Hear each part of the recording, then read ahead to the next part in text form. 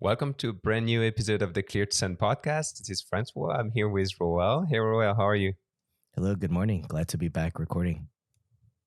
Thank you. Thank you for being with me this morning. And we're going to talk in this episode about Juniper and what they presented at Mobility Field Day. And we wanted to highlight their talk around AI. They talk a lot about AI, and it wasn't different this year. So we wanted to kind of talk a little bit about that point together this morning. This episode is just going to be like a quick episode so we can highlight, one thing that we liked. But if you want to watch the entire presentation from Juniper, I think they presented for about 3 hours. You can go to the show notes. So you can find there the link to the YouTube videos where you'll see all of the presentations, and you get the full content from them. Yeah. Yeah, so they, Juniper, they always come at Mobility Field Day and present about the advancements of AI. I think this year was pretty significant. They introduced something called Marvis Minis, that helps you to understand, and they called it client to cloud, I believe, the client to cloud experience. So it helps you to understand, how the user experience will be from the infrastructure, from the access points all the way up to the cloud. And they also talked about using generalized AI models to kind of predict how the applications will do on the network. They kind of did it with, they created a model to analyze Teams and Zoom's applications, but they're trying to kind of generalize that model so it can be applied to other applications, Google Meet or pretty much any other applications out there. So it's interesting to see how their models keep on evolving, and being becoming generalized is actually very interesting in today's world, because that's where we would expect it to be, and it means that it can probably do a little bit more in the future, in the near future. I think it makes a lot of sense when you don't want to have a direct integration with an application, or you cannot, right? And so there are some situations where maybe you just want to know if there is some sort of delay or jitter that's going to happen on your network based on what their AI sees that's traversing your network. And I think that's where a lot of the usefulness of AI comes in to play, but I think where it tends to maybe lack some detail is around the endpoints themselves, right? The clients and what's happening on those clients. Because where I found the direct integration with something like Zoom, for example, would have to be through the Zoom client, and it able to tell you if there's a CPU spike that's causing some of those issues of our video traffic. But the large language model, I think, just kind of brings everything into view, right? It's not just Zoom, it's not just Teams, but any kind of application that requires low latency or more of the real-time collaboration, then that's where that large model really comes into usefulness. Yeah, they were saying that those applications are really the one that are demanding the most out of our networks, both on the wireless and on the wired side of things. And so they were saying that's why they kind of focus on that at first, because if they can build that model for those critical applications, then they can use it for other application that could help us to manage the networks. And I think having gathered so much data across different networks, that's I think the real benefit of AI. And I think Juniper is one of the very few, if not the only networking company that's leveraging AI to its full extent, right? Having to build these models and then put that into a dashboard that's actually a great tool for network engineers. So having to gather all this data, analyze it, use AI to learn from it, that's what I see like the best part of Juniper coming out, and its integration with Mist. And I'm curious like how they could integrate that with the rest of their product line. And also, I think what's interesting with Juniper is that they're developing their own models. So it's not like they're asking ChatGPT or another kind of model to analyze the network for them. It's they're creating their own model based on the data they have, and they're very careful about sharing data, right? Because we know, like, Exposing it. people, yeah, exposing it. Like, customers, they want to keep their data on their own, so they're very much careful about this, and they've been developing their own models so they could stay local. They don't have to go and interrogate other models.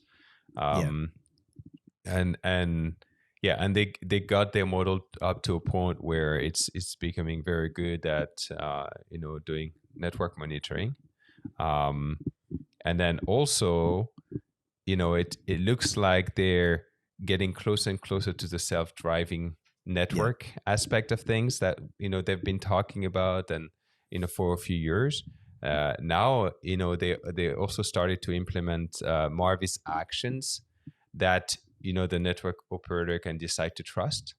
So if Hmm. you trust that Marvis can change the VLAN for you, or can reconfigure a port, bounce supports, or do a couple of operations, you can actually trust that, and then Marvis will automatically take action on your network, Yeah. which is the beginning of having a self-driving network, a self-driving and a self-healing Yeah. network. Yeah. And I think that's exactly the play for AI. It's learned a lot. It's learned enough, right? Where the actions that you see now, the Marvis actions you see now, is more of a suggestion. Like, you should do this, Hmm. try to do that. And then when you perform that action, there was some sort of feedback loop there that say, was this the right action? Or, how did you resolve this kind of thing? And that's part of that learning in the AI, and understanding, okay, so what I was suggesting and what you actually did fixed the issue. And I think we're gonna get to that point. I think we'll see that very soon in the dashboard, and I'd be interested to see how that works. And can we have this little network assistant doing things for us? But if we go back to even the Marvis clients, the client to cloud integration, you can also see that as a play for growing the AI model, right? Because if they're in Hmm. little cloud instances or little regional pops, then as they understand how applications are affected over the internet and on the network, that can feed back into the AI model and be able to tell you proactively, like, hey, you have an issue on your network. It's this application, but it has nothing to do with Wi Fi, has nothing to do with your switching. This is very cloud specific, maybe regional to this ISP specific, and at least be able to tell you that right away and not have to bolt on some other overlay technology to try to get you that information.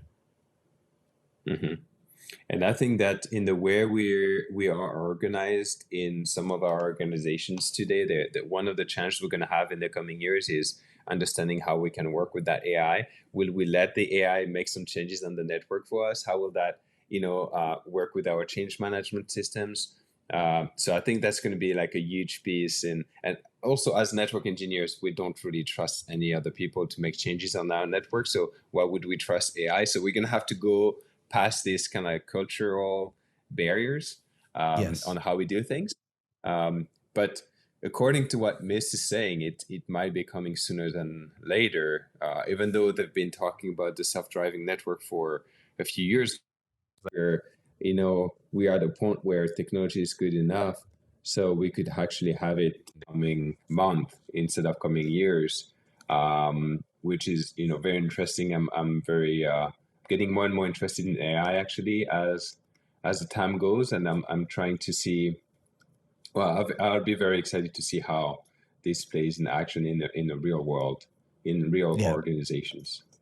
And I think it's a good time to try this out because there has been a lot of trust put into AI.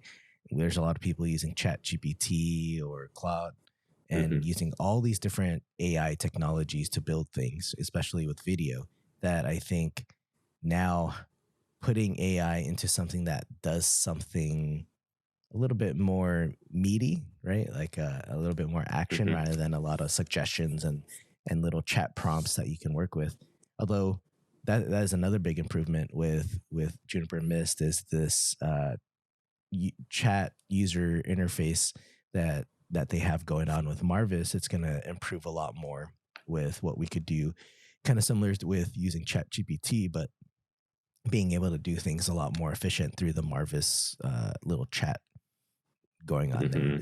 And I think it's a good time to roll out these advancements with AI on the network, because they're generally speaking, like, that traction for AI has been adopted. And I think this is the next pivotal point for AI is, can we have it do things for us automatically rather than me prompting it to do something? Yeah, and I think people are starting to expect it. So I think in a few years, people would expect that networking vendors have some sort of AI system built into their management platforms that, even if it's still like a prompt or conversational interface or something like this, but at least have some sort of AI agent that can help you, that can understand networking, that can understand Wi-Fi, and that can help you do stuff on a regular basis. Yeah. And, one thing that I think we should put on a different episode that would be an interesting conversation is how AI will actually affect careers. How will it impact the next network engineers, and what will that mean for us? And I think that's a good conversation to have, and seeing what we should prepare for. Yeah, definitely. It will change our jobs for sure. Yes. Awesome. So apart from AI, Juniper talked about a lot of different topics. They talked about NAC, they talked about location services, they talked about Wi-Fi. So if you want to see everything they talked about, head over to the Tech Field Day YouTube channel, and you'll find all of the presentations. Thank you for following us. Feel free to send us comments and share this episode with your friends. And we'll see you guys in the next one. Bye-bye. Thank you, guys.